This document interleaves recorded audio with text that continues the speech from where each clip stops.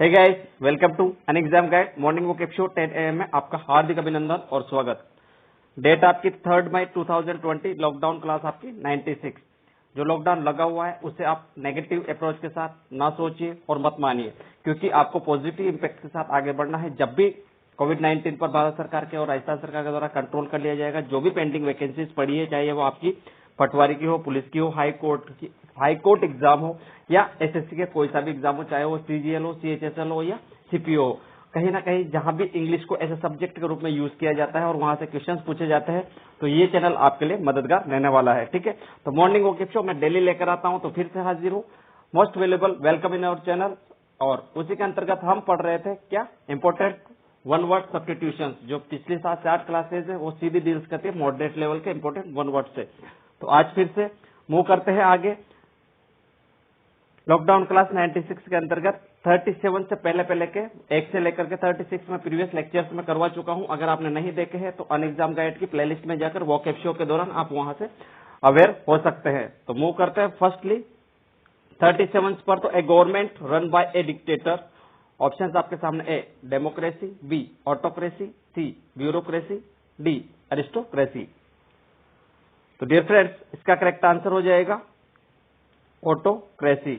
Autocracy आप easy तरह से पिक्चर स्क्यू में भी आप देख सकते हैं किस तरह से एक डिक्टेटर या कह सकते हैं पूरा का पूरा जो एकात्मक जो तंत्र होता है, मीन्स टू से आप इजी तरीके से यहाँ पर देख पा रहे होंगे जो नॉर्थ कोरिया और साउथ कोरिया में किस तरह से ये वाला सेशन आज भी चलता है, दैट इज इसे कहते हैं ऑटोक्रेसी। यहाँ पर सिर्फ 1 पर्सन होता है जो कि पूरा क्या गाइड करता है और कह सकते हैं कि सेल्फ डिसीजन लेने के लिए योग्य होता है। That's correct answer is autocracy, और उसे ही जाना जाता है ऐसे डिक्टेटर के फॉर्म में और तानाशाह के रूप में। ठीक है, बात करें डेमोक्रेसी की और ऑटोक्रेसी की, तो ये एक दूसरे के अपोजिट है। डेमोक्रेसी मतलब कि प्रजातंत्र, जहां पर लोकतंत्र को मान्यता दी जाती है, जनता एक्ट एज इम्पोर्टेंट और की रोल टू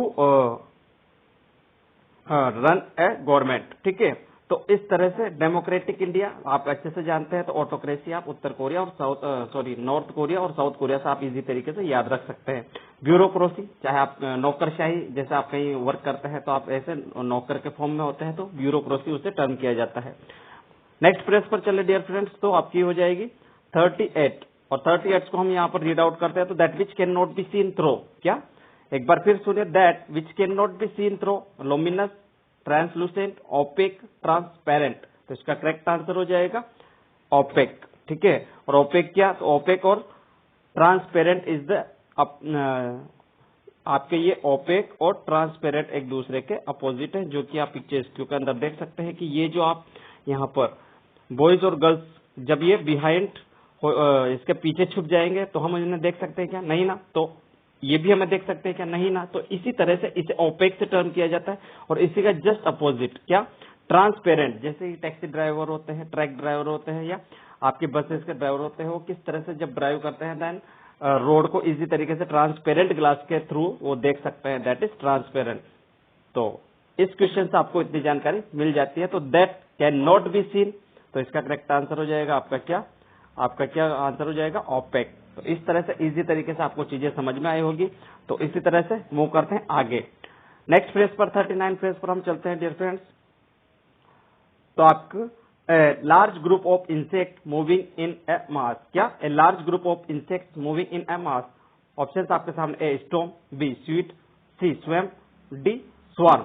तो इसका करेक्ट आंसर हो जाएगा स्वार्म। क्या आंसर हो जाएगा, swarm is the correct answer. Swarm मतलब कि एक झुंड टाइप से, हर्ड टाइप से। अगर आपने सुना हो अभी करंट में मॉब लिंचिंग, तो एक व्यक्ति को विशेष तथ्यों के आधार पर सर्च नहीं कर करके पीटना या मारना, दैट इज मॉब लिंचिंग। मतलब कि एक प्रकार से भीड़ को रिप्रेजेंट करता है। तो यहाँ पर आया है क्या, इंसेक्ट का ग्रुप। तो इंसेक्ट के ग्रुप को किससे रिप्रेजेंट करते हैं, स्वार्म एक वर्ड होता है, ऐसे वन वर्ड के तौर पर हम जान सकते हैं, जो कि मास लेवल पर होता है। ठीक है, बात करें और इसके जो ऑप्शंस आए, तो स्टॉर्म मतलब कि तूफान, स्वीट एक प्रकार से लेदर टाइप से, जो कि आपका ब्राउनिश कलर में होता है लेदर, उसे हम स्वीट वर्ड से टर्म करते हैं। और स्वैम्प की बात करें तो ये आपका हो जाएगा किससे रिलेटेड, ये आपका हो जाएगा जल तैराक वगैरह से रिलेटेड। नेक्स्ट मूव करते हैं, तो 40th study of a revolution of A Mankind. Option आपके सामने ए टोपोलॉजी, बी एंथ्रोपोलॉजी, सी क्रोनोलॉजी और डी एनोलॉजी। तो इस तरह से आप देख सकते हैं स्क्रीन पर, और ऐसे पिक्चर्स फॉर्म में भी आप देख सकते हैं कि जो डेवलपमेंट किस तरह से ह्यूमन बीइंग का हुआ है through the year two year, और किस तरह से हम आज यहाँ पर 21st सेंचुरी के अंदर एडवांस रूप में आए हैं। तो ये सारा का सारा गोज टू एंथ्रोपोलॉजी, और उसी के द्वारा जिस मानव जाति का विकास का जहां भी स्टडी मिलती है दैट इज उससे टर्न किया जाता है ऐसे वन वर्ड के तौर पर, दैट इज एंथ्रोपोलॉजी। ठीक है। और टोपोलॉजी की अगर हम बात करें, क्या टोपोलॉजी मतलब कि रिजेंबल्स फॉर्म में, मतलब कि एक के देखे देख दूसरा, या सेम और सिमिलरिटी या कॉन्ग्रुएंसी। अगर आपने ट्रायंगल पढ़े हो तो कॉन्ग्रुएंसी और सिमिलरिटी, वहां पर दो टाइप्स के जो दो त्रिभुजों में समानता बताई जाती है उसे टोपोलॉजी कहा जा सकता है, कॉन्ग्रुएंसी कहा जा सकता है, या सिमिलरिटी उनमें शो की जा सकती है। ठीक है। इसी तरह से इसका सिमिलर वर्ड की अगर हम बात करें एनालॉगी, कहां पर, यहां पर एनालॉगी, इसे भी समानता से टर्न किया जाता है। और एक आया क्रोनोलॉजी, मतलब कि काला ना क्रमानुसार, मतलब कि सिक्वेंशियली फॉर्म में, जैसे कि 1931 तो 1932 फिर 1933, इस तरह से एक कालानुक्रम, जैसे कि आज चल रहा है 2020 तो पहले क्या था 19, अब आने वाला 21, तो इस तरह से उसको टर्न किया जाता है, दैट इज क्रोनोलॉजी। तो इस क्वेश्चन का आंसर तो आपको पता होना चाहिए कि इवोल्यूशन ऑफ मैनकाइंड या क्या डेवलपमेंट ऑफ मैनकाइंड को टर्न किया जाता है एंथ्रोपोलॉजी से। तो इस क्वेश्चन से आपको इतनी जानकारी मिल जाती है। नेक्स्ट मूव करते हैं डियर फ्रेंड्स, नेक्स्ट फ्रेज पर। तो custodian, 1 minute, custodian of A museum, क्या 41st अगर फ्रेज पर चले तो कस्टडियन ऑफ ए म्यूजियम। एक बार फिर पढ़िए, पढ़ते पढ़ते धीरे ना धीरे कहीं ना कहीं आपका दिमाग वर्क करने लगेगा, और इजी तरीके से आप इंग्लिश की जो हिंदी भी निकालेंगे, और इजी तरीके से करेक्ट आंसर भी आप देंगे, that is custodian of A museum. Custody में रहना एक म्यूजियम बाय द, इसका करेक्ट आंसर हो जाएगा कौन, कुरेटर। संग्रहालय अध्यक्ष, संग्रहालय अध्यक्ष कुरेटर टर्म्स कर सकते हैं, जो कि पिक्चर स्क्रीन में आप आसानी से देख सकते हैं। कहां पर, तो ये रहे आपके कौन, आपके म्यूजियम के अध्यक्ष, जो कि जो विजिटर वहां पर आए हैं उन्हें वो कुछ समझाते हुए यहाँ पर दिखाई दे रहे हैं। तो कस्टडी या कस्टडी में है म्यूजियम किसके, कुरेटर जी के। तो इस तरह से आप इजी तरीके से ऐसे वन वर्ड के तौर पर इसे याद रख सकते हैं। ठीक है। बात करें और ओरेटर, तो एक प्रकार से वक्ता टर्न किया जाता है, जैसे मैं आपको टीच कर रहा हूँ, आप लर्न कर रहे हैं, दैट इज ओरेटर। एक प्रकार से मेरे द्वारा कही गई बात हर आपको क्या लग रही है, ये प्रवक्ता के द्वारा, या इस तरह से आप इसे टर्न कर सकते हैं। बात करें आपकी कोरोबोरेटर, क्या कोरोबोरेटर, तो इसका मीनिंग आपका सीधा सीधा हो जाएगा कोरोबरेट करना, मतलब कि कोलोबरेशन से ये रिलेट करता है। नेक्स्ट फ्रेज पर चले डियर फ्रेंड्स, तो 42 पर, तो sleeping rooms with several bed specially in A college और इंस्टीट्यूशंस, क्या sleeping rooms with several bed specially in A college और इंस्टीट्यूशन, मतलब कि एक प्रकार से छात्रावास की बात कर रहा है। धीरे धीरे अपने दिमाग को दौड़ाइएगा। तो जहां पर सोने की व्यवस्था हो, बेड्स वहां पर लगे हो, जो कि आप पिक्चर इसके के अंदर भी इजी तरीके से देख पा रहे होंगे, बेड यहाँ पर सिक्वेंशली जमे हुए हैं, दैट इज कहां पर, कॉलेज के अंदर और इंस्टीट्यूशन के अंदर। तो ये एक प्रकार से छात्रावास हो गया। और इसका करेक्ट आंसर की अगर हम बात करें, दैट इज डॉर्मेट्री।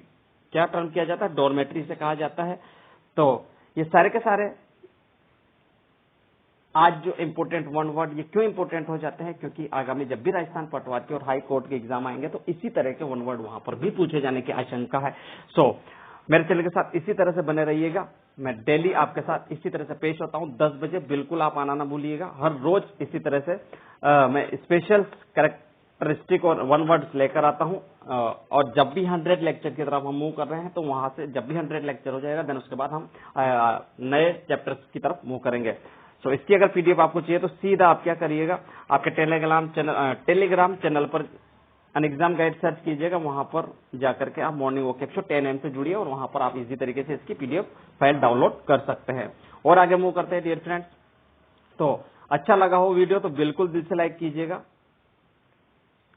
और उस स्टूडेंट ने जिसने कि 3 से 4 हजार मिनिमम अपने दिमाग के अंदर वोकेबुलरी को बिल्डअप करने की, मैनिपुलेट करने की और कंस्ट्रक्ट करने की सोची है, वो जरूर तक उस स्टूडेंट तक इस वीडियो को शेयर कीजिएगा। और बात करें नए हैं चैनल पर, तो सब्सक्राइब माय चैनल। आप सब्सक्राइब करेंगे तो बराबर में बेल आइकन का बटन दिखाई देगा, उसे आप प्रेस कर लीजिएगा। जब भी आप प्रेस करेंगे तो आपका नोटिफिकेशन ऑन हो जाएगा फॉर पर्टिकुलर मेरे चैनल के लिए। मैं जब भी यहाँ से वीडियो अपलोड करूँ तो तुरंत आपको प्राप्त हो और आप इसको वीडियो का एंजॉय ले सके। तो thanks for watching this video. इसी तरह मेरे चैनल के साथ बने रहिएगा, आपको इसी चैनल से निश्चित ही मदद मिलेगी।